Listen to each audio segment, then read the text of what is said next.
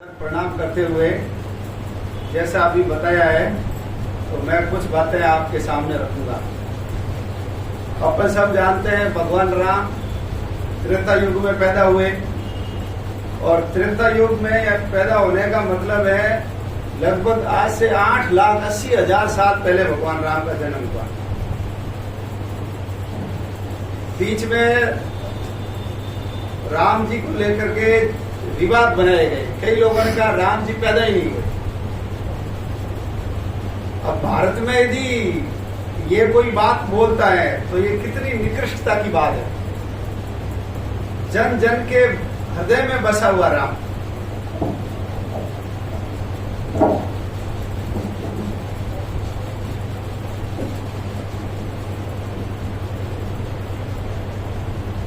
हम सभी के आदर्श राम।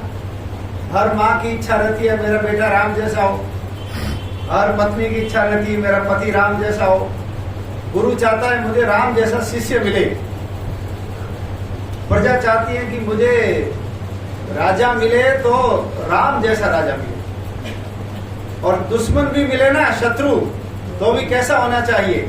राम जैसा शत्रु होना चाहिए, जो बिल्कुल मर्यादा का पालन करते हुए और कितने विनम्र भाव से पत्नी को उठा करके ले गया तो भी उसको समझाने की कोशिश कर रहे हैं कि भैया तू समझ जा। कभी हनुमान जी को भेजा, कभी अंगद को भेजा, लेकिन कुछ सठ लोग होते हैं, कहते हैं ना सीधी अंगुली से घी नहीं निकलता तो फिर टेढ़ी करनी पड़ती है। तब जाकर के भगवान राम ने रावण को मारा। हमारी जीवन की यात्रा जब जन्मते हैं तो थाली बजाते हैं, भय प्रकट कृपाला दीन दयाला कौशल्या हितकारी, ऐसा भजन गाते हैं। और जब मनुष्य मर जाता है तो राम नाम सत्य है। अंतिम यात्रा हमारी राम के नाम से पूरी होती है। धर्म कैसा होता है? तो धर्म राम जैसा होता है। धर्म की कोई मूर्ति तो है नहीं कि धर्म की मूर्ति ऐसे होती है, तो धर्म राम जैसा होता है। ऐसे भगवान श्री राम जिस समय पैदा हुए थे देश की स्थितियां ठीक नहीं थी। आज भी जैसे भारत के अंदर आतंकवाद फैला रहा है पाकिस्तान, ऐसे रावण फैला रहा था। साधु संत यज्ञ कर नहीं सकते थे, किसी नदी का जल पवित्र नहीं था। मार मार करके साधु संतों को हड्डियों के ढेर लगा दिए। यज्ञ करते थे तो यज्ञ के अंदर मांस और हड्डियां लाकर डाल देते थे। और राजकुमार की पत्नी को रावण उठा करके ले गया तो बाकी महिलाओं की स्थिति कैसी थी अपन अनुमान लगा सकते हैं। तो ऐसे समय में भगवान राम का जन्म हुआ। तो साधु संतों ने मिलकर के युवाओं को आगे लाना चाहिए, क्योंकि युवा ही देश की स्थिति बदल सकता है। तो दशरथ को नहीं ले गए, जंगल में किसको ले गए? राम को ले गए। और उन रास्तों पे ले गए जिस रास्तों पे ऐसे हड्डियों के ढेर थे।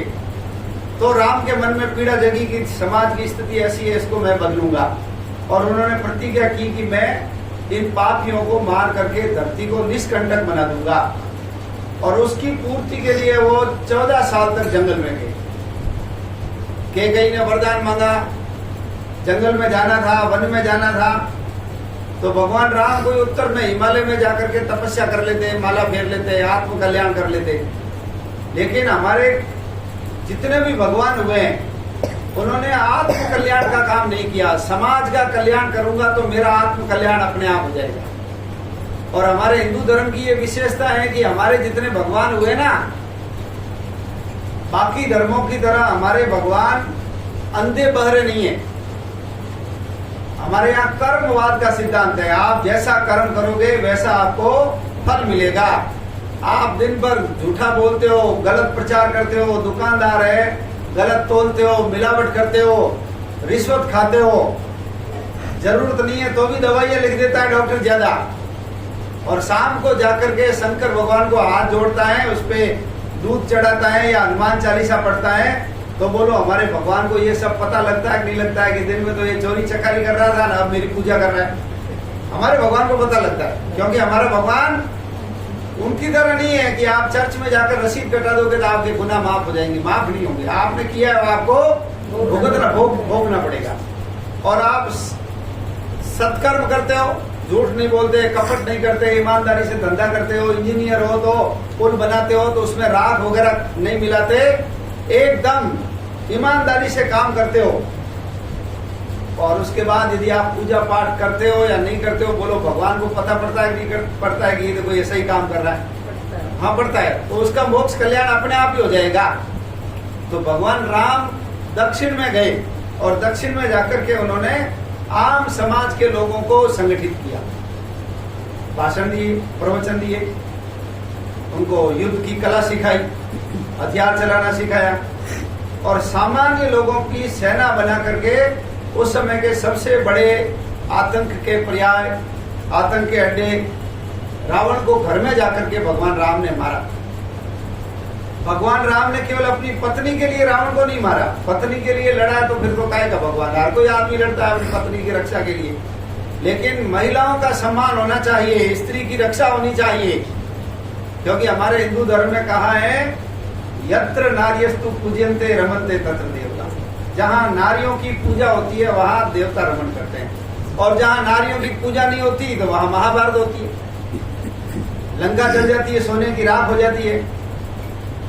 तो महिलाओं की रक्षा, महिलाओं का सम्मान, प्रथम गुरु माँ और प्रथम पाठशाला हमारा घर होता है। व्यक्ति के ऊपर सबसे ज्यादा असर यदि किसी का होता है तो किसका होता है? माँ का होता है। आज यदि वोट करवा ले, माँ और बाप दोनों खड़े हो जाए तो हमारा वोट किसको जाएगा? आप तो चलो महिला हो इसलिए महिला को देंगे, आदमी बैठे हैं इनसे पूछो हमारा वोट माँ को जाएगा बाप को जाएगा?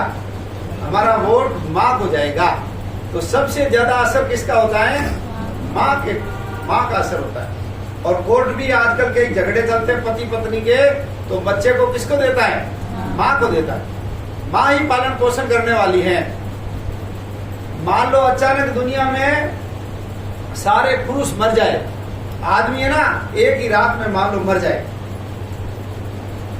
या मान लो एक रात में सारी स्त्रियां मर जाए, दोनों में से एक घटना हो जाए, तो आदमी मर जाएगा तो सृष्टि फिर चालू हो जाएगी। लेकिन महिलाएं यदि सारी एक ही रात में समाप्त हो जाए तो सृष्टि नहीं चल सकती। अब आप कहोगे आदमी मर जाएंगे तो महिलाएं कैसे बच्चे पैदा करेगी? अरे उसके पेट में बच्चे होंगे ना, वो जन्म जाएंगे, दुनिया चल जाएगी। लेकिन यदि महिलाएं सब चली जाए तो फिर आदमी लटक जाएगा, फिर सृष्टि धरती सब समाप्त, जीव समाप्त हो जाएगा। तो महिला जननी है, धरणी है, वो धारण करने वाली है। भूमि अपना भार सहन करके चलती है, तो महिला को भी धरती ही माना गया है, क्योंकि वो सारा भार लेकर चलती है। आज जितने भी तीज त्योहार आते हैं, व्रत उपवास होते हैं, ये सब महिलाएं रखती है, आदमी कोई नहीं रखता, और आदमी को पता भी नहीं है। आदमी को पूछ लेना कि भाई करवा चौथ कब आती है, या दीपावली कब आती है, होली कब आती है, उसको पता ही नहीं कब आती है। ऊप छठ कब होती है, ये सब किसको पता रहता है? ये सब महिला को पता रहता है। तो महिला है तो धर्म है, तो महिला का सम्मान होना चाहिए। और हमारे पूर्वजों ने महिलाओं को तो इतना सम्मान दिया है, इतना सम्मान दिया है। सरकार भले ही बोलती होगी नर नारी समान है, लेकिन हिंदू धर्म में नारी का स्थान नर से ऊंचा है। इसलिए हमारे भगवानों के नाम जो है ना, हम बोलते हैं तो महिला का नाम पहले बोलते हैं। हमने कहा सीताराम, इसका नाम है सीताराम जी, तो सीता पहले आई है। ये कौन है? ये राधा किशन जी है, राधा का नाम पहले आया। ये भवानी शंकर जी है, भवानी का नाम पहले आया। तो महिला का सम्मान, इसलिए अहिल्या का उद्धार किया। लंका से वापस आए राम, तो पहले पैर किसके छुए? कौशल्या के नहीं, के छुए? मर्यादा पुरुषोत्तम थे ना, उसके मन में थोड़ा बहुत भी ऐसा भाव नहीं आ जाए कि देखो राम नाराज है मुझसे, इसलिए पहले जाकर के पैर छुए। और जब वनवास जाने के लिए बोला कि तेरे को 14 साल वन जाना है, दशरथ राम को बोल रहा है कि तू राजकुमार है, मैंने भले वर दे दिए होंगे, तू ऐसा कर मुझे पकड़ करके जेल में डाल दे और तू यहाँ का राजा बन जा। लेकिन राम ने कहा नहीं, आपने भले मुंह से नहीं बोले होंगे, माँ ने बोले तो भी मैं 14 साल जंगल में जाऊंगा। और पिता की आज्ञा के लिए वो जंगल में चले गए। और भरत को पता लगा तो इनकी तरह नहीं है, ये औरंगजेब, बाबर, हुमायूं, अकबर जो आए ना, बाप को मार करके औरंगजेब ने तो अपने बाप को जेल के अंदर डाल दिया। वो बेचारा 24 साल तक एक काल कोठरी के अंदर सड़ता रहा उसका बाप। और हमारे यहाँ बाप की आज्ञा का पालन करने के लिए 14 साल बच्चे जंगल में चले जाते हैं। भरत ने भी लिया नहीं। भरत तो इतना त्यागी था कि उसने कहा कि राम जी जंगल में है, वो जमीन पे सोते हैं तो मैं उसके बराबर नहीं सोऊंगा। तो उन्होंने खड्डा खोदा जमीन में 3 फीट नीचा और उस खड्डे में सोते थे ताकि मैं राम से कहाँ रहूं, राम से नीचा रहूं, राम से नीचा नहीं रहूंगा मैं। तो ऐसा 14 साल तक सत्ता है ना, 2 लोगों के बीच में फुटबॉल खेलते हैं ना, कभी बॉल इधर कभी बॉल उधर, ऐसे डोलती रही। लेकिन एक दूसरे भाई ने सत्ता के लिए लड़ाई झगड़ा मार काट कभी भी नहीं की। तो केकई के पहले पैर छुए। भगवान राम सबरी के वहां जाते। सबरी जाति की भीलनी थी। आज भी अपने समाज में कुछ जातियां ऐसी है, आपके इधर तो कम है, हमारे उधर राजस्थान में अभी छुआछूत ऊंच नीच बहुत ज्यादा है। कुछ जाति के लोग हैं जिनको अपने घरों में नहीं आने देते। ये उस जाति का है, ये हरिजन है, ये कोई मेघवाल है, ये कोई बैरवा है, ये कोई रेगर है, उसको हम लोटा भी नहीं देते पानी पिलाने के लिए। हाथ कर का है नहीं, छूत लग जाएगी, मंदिर में भी नहीं आने देंगे। तो भगवान ने तो ये बनाया नहीं। और भगवान यदि बनाते तो हमारे राम जी भीलनी के वहां क्यों जाते? भीलनी के वहां गए। भगवान राम तो संपत्ति का वो जो गीद खाने वाला, मुर्दे खाने वाला जो गीद है, उसका दाह संस्कार किया भगवान राम ने। दशरथ जी मर गए, वो चल गए नहीं राम जी दाह संस्कार में, लेकिन सीता की रक्षा के लिए पंख कट गए तो भगवान राम ने उनका अंतिम संस्कार किया। केवट के घर गए, वो निषाद के घर भी गए भगवान राम, उनके घर जाके भोजन करके आए। तो हमारे भगवान ने कभी ऊंच नीच छुआछूत नहीं की, कृष्ण भगवान ने भी नहीं की। दुर्योधन के मेवा त्यागे, सात विदुर घर खाई, सबसे ऊंची प्रेम सगाई। दुर्योधन के अच्छे मेवा मिष्ठान थे, लेकिन विदुर तो दासी का बेटा था। भगवान राम, भगवान कृष्ण प्रेम के भूखे थे, इसलिए वहां गए, तो उन्होंने भी नहीं किया। और भगवान कृष्ण तो यादव थे, और ये खेलते किसके साथ थे? अहिर ताई अहिर की छोहरिया, छछिया पर ना छाछ पे नाच नचावे। यानी उस 3 त्रिलोकी के नाथ को अहिरों की बच्चिया तो थोड़ी बहुत छाछ के ऊपर नाच नचा रही थी कि चल थोड़ा डांस कर ले, तेरे को हम मक्खन दे देंगे, थोड़ी दही दे देंगे, थोड़ा छाछ पिला देंगे। तो भगवान का, कृष्ण का जीवन भी शुरू से लेकर अंत तक ग्वाल बाल इस जाति के साथ ही रहा। लेकिन आज अपन सब लोग भगवान राम और कृष्ण के आदर्शों को भूल करके मैं बड़ा हूं, मेरी जाति बड़ी है, ये छोटा है, इस भाव से काम करते हैं। और यदि हम करेंगे ऐसा एक दूसरे के साथ भेदभाव, तो अपने देश के अंदर अभी हिंदू की आबादी घटाने के लिए, हिंदुओं को खत्म करने के लिए बहुत बड़ी मात्रा में मुसलमान भी लगे हुए और ईसाई भी लगे हुए। ये ईसाई लोग है ना, हमारे यहाँ चर्च बना रहे हैं, आपके आजू बाजू में भी चर्च होंगे, ये क्रॉस लगाते हैं ऐसा। तो ईसा मसीह को सूली चढ़ाया था ना, कोई फादर बन के आता है, कोई सिस्टर बन के आती है, कोई मदर बन के आता है, कोई फादर बन के आता है, और हमारे लोगों को ठगते हैं। वो धीरे धीरे वो कोई उसको दूध का डिब्बा देता है, कोई स्वेटर देता है, कोई 2 किलो चावल दे दिए, कोई गेहूं दे दिए, और उसको बेचारी को ऐसे गरीब जाति के लोगों को धर्मांतरित करके ईसाई बना देते।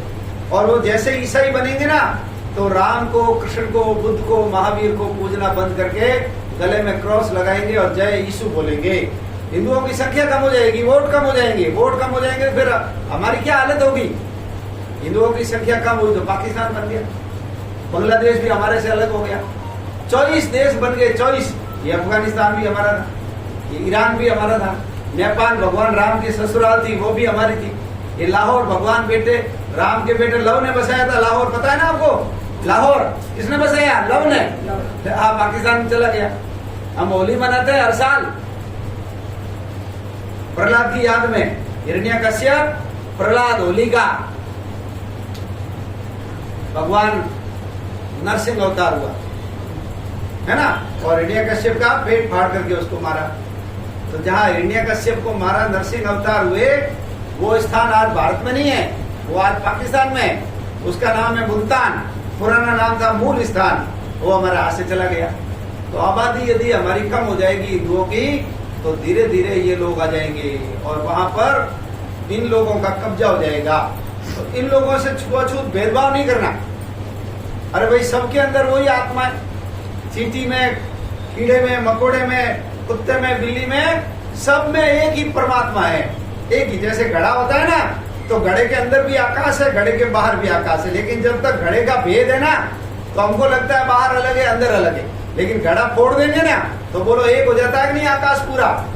तो हमारे मन में भी ये भेद है। हमारे एक नामदेव जी हुए, उन्होंने वो रोटी बना रहे थे, कुत्ता ले गया, पीछे गए, पकड़ने के लिए नहीं गए, तू रोटी कहाँ ले जा रहा है, वो घी की कटोरी लेके गए।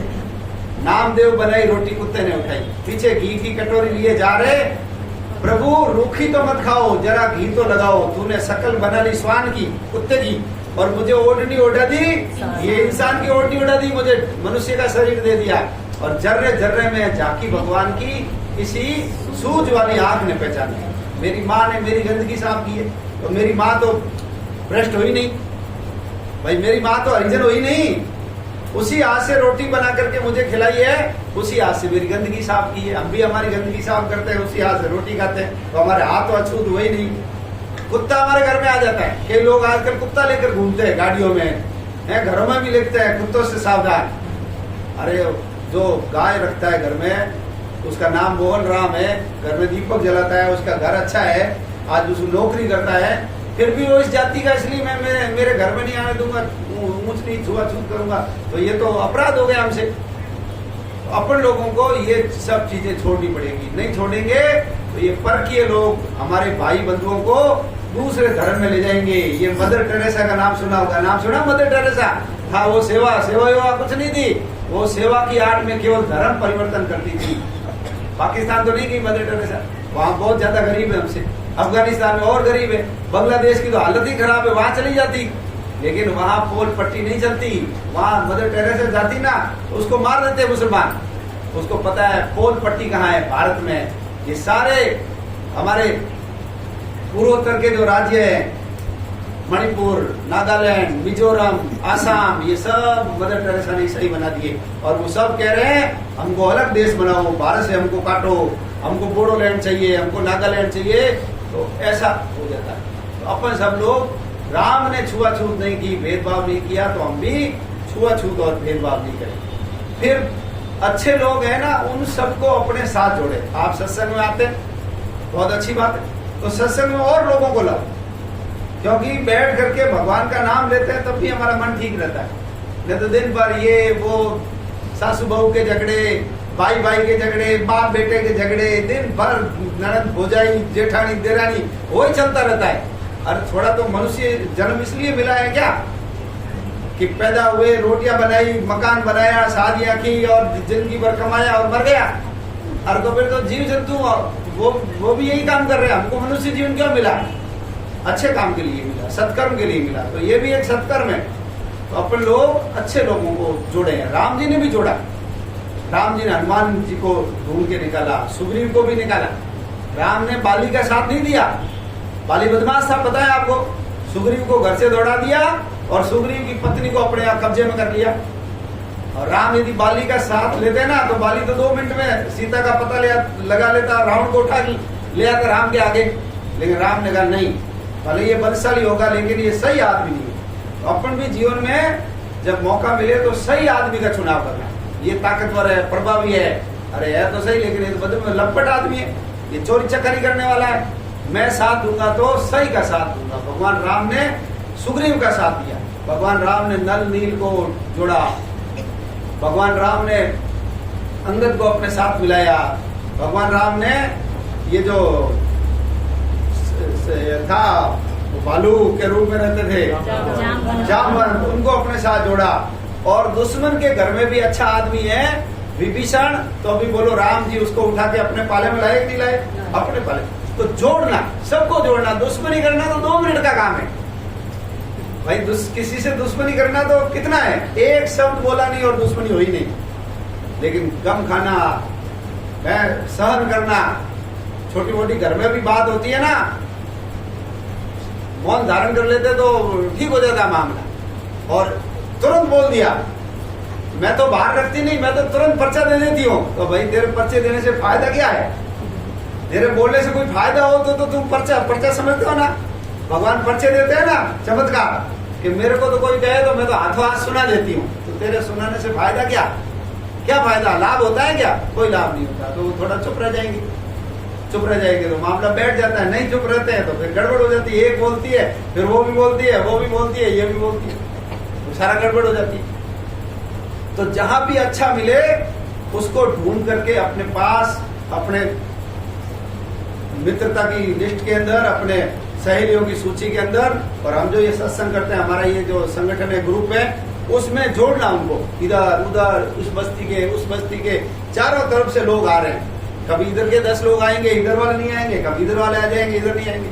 लेकिन जब फंक्शन होगा तो हमारे यहाँ 500 लोगों की सूची है, ये छोटा पड़ जाएगा। नहीं, हम ही रहेंगे, दूसरे को आने नहीं देंगे। तो ऐसा थोड़ी चलता है, सबको जोड़ेंगे। तो भगवान राम से सीखेंगे हम सब लोग, सबको जोड़े। फिर दूसरे की संपत्ति पे कब्जा नहीं करना। राम ने बाली को मार दिया। अब कई लोग कहते देखो बाली को छुप के मारा,